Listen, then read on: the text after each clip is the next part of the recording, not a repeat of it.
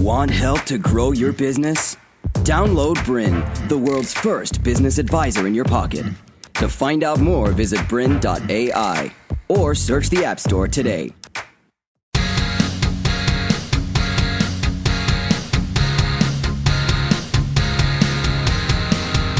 Hi, I'm Dale Beaumont and welcome to Business Book Success. In this episode, we're going to be talking about how to design, print and distribute your book. This is where we get into some really fun topics and some very important decisions that you need to make, which greatly affect the end product. So make sure you listen carefully, and I would probably recommend as well grabbing a pen and paper to make sure you write down some of the notes and tips, because you really need to get these things right. Joining me here in the studio again, we have Jaqui Lane, who has written 15 books herself, but she's been responsible for publishing over 400 books over the last 30 years. And she's going to be asking me a whole bunch of questions, and we're going to be having a chat about these three very important areas. Jaqui, welcome. Thank you very much, Doug. Good to be here. All right, so we've been kind of mixing things up. Sometimes I've been interviewing you, you've been interviewing me, but this time you're going to be asking me some questions, and you'll be chiming in along the way as well. I sure will. When you're ready, let's go. Okay, so we've spent some time on writing and editing. Mm-hmm. So when should someone think about designing and printing their book? So this normally, I would say, happens during the actual writing phase, because there are some decisions that you need to make in terms of how you're going to design the book and also how you're going to get it printed. And some of those decisions will take a few weeks, maybe even up to a month or two, in order to make those decisions. And so if you wait until after your book's been written and edited, it's just then adding some sort of unnecessary delays. So if you're doing this kind of over the top of your writing and editing, that means as soon as that book has been properly edited and also proofread, then it's straight away onto the designer, so you're not losing any time. So timing is pretty important. Absolutely. Even though we said a lot of these, there are 7 sort of steps that we went through before, they happen sort of on top of each other. Yeah. So you're going to be, as the self-publisher, you're going to be wearing multiple hats. So not only do you have to write the book, but you also have to then produce the book as well. And so some of these topics are interlinked. And tell me, do you have to worry about that whole design and printing thing if you're going through a major publisher? Generally speaking, if you're going through a major publisher, they are going to be doing all of these steps for you. So you generally don't need to worry about the design or the typesetting, cover, and also printing. Normally it's the responsibility of your publisher. However, if you want to control the outcome, and provided you've got a publisher that is willing to listen, you should probably have a say in, at the end of the day, because it is your book, about the end result. So if you're very strong on it being, you want it to feel a certain way, or you want there to be a certain number of words per page, or you want it to be designed where there is little quizzes or call outs or things like that, then you've got to make sure that you have your say so that those things happen. If you leave it all up to the publisher, then you might get back a result that is something that you're not entirely happy with. So you've got to at least understand these areas so you can have a bit of a say on what it is that you ultimately want as the end product. Yeah, so you need to be proactive. Absolutely. Yeah. Okay, so if you were going to self-publish, what would you do first in terms of the design, print and distribution? Okay, so even though we have design, print and distribution kind of like as 1, 2, 3, before you actually begin designing, you have to really decide what size you're going to be printing the book in, and then get those exact dimensions, and then you're going to go back to the designer and you're going to sort of make sure that they design it for those particular dimensions. So we actually need to have a meeting with our book printer first. And the reason why is because when printers print books, they can print in any size or any shape that you want, but their printers are set up basically are optimized for certain sizes and certain dimensions. And here, for example, we have a book that is as a B format, and this one is a C format here. And you can see that one is bigger than the other.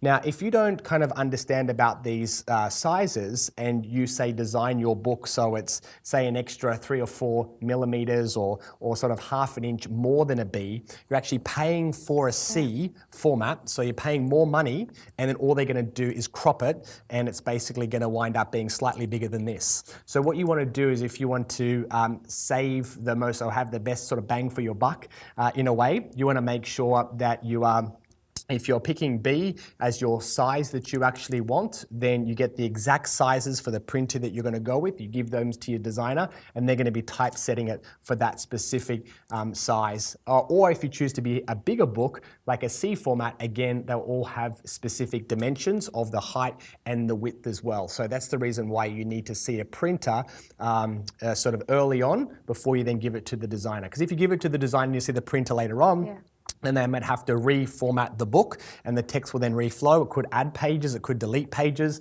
and then it's more time, more money, and they have to almost relay the book out again, and that's just completely unnecessary. So meet up with your printer first. And tell me, preference for size, is one size better than another, and why did you choose the size you chose? Yeah, totally. So I chose a sort of a C format, and you don't need to worry too much about these. There's A, there's B, there's B+, there's C, there's other sort of formats. When you meet your book printer, they should, if they're a professional, they'll bring one of every sort of size, and you can then hold it kind of in your hands and go, does my book feel like it would be this kind of size? Now, if, for me, I wanted my books to have some physical presence, and so I wanted them to be quite large, and so I went with a C sort of format. The disadvantage about going with a C format is your book will then, because it's bigger, it's actually less, it's less width in terms of the actual spine. So even though you've got more real estate here, you actually have less real estate here. And so that means if your book is on a bookshelf, then you're not taking up as much sort of space. So this book here is actually thicker. It's actually probably the same number of words, I would assume, but it's a bit smaller at the front, but it's actually wider on the spine. So you've got to make those decisions about what kind of feel right for you. Do you want something that kind of feels like really small and intimate that someone could throw into a handbag or something like that? Or do you want something that's quite, has a certain presence to it and it needs to be kind of carried around? So there's lots of different decisions that you need to make.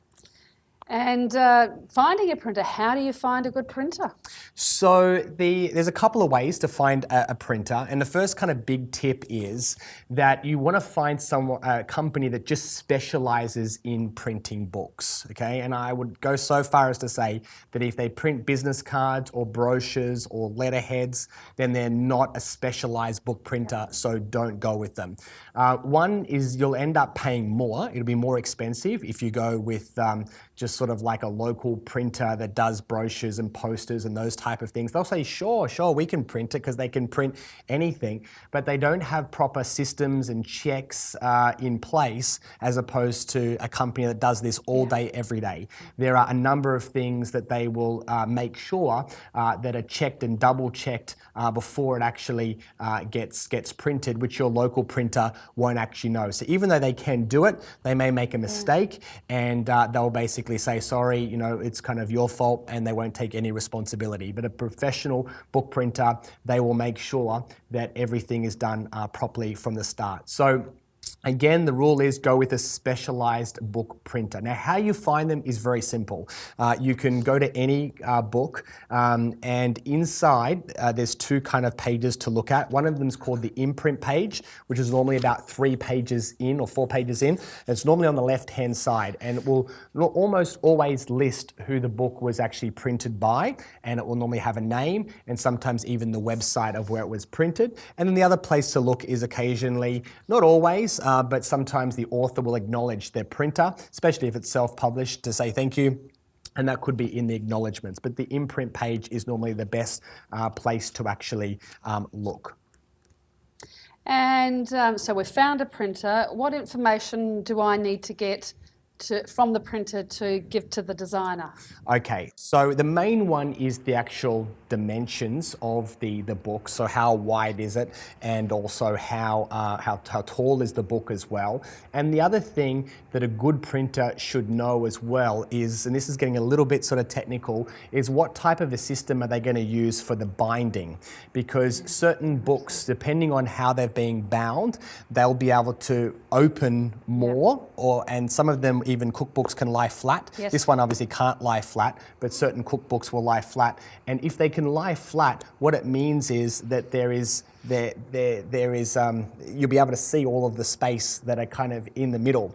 If a book doesn't if it's kind of bound whereby it's kind of like this, you have to leave extra space in the middle. This is where a professional printer and a professional typesetter work together, and your local graphic designer won't know this. But in the book, To continue enjoying this presentation, download BRiN, the world's first business advisor in your pocket. To find out more, visit BRiN.ai or search the App Store today.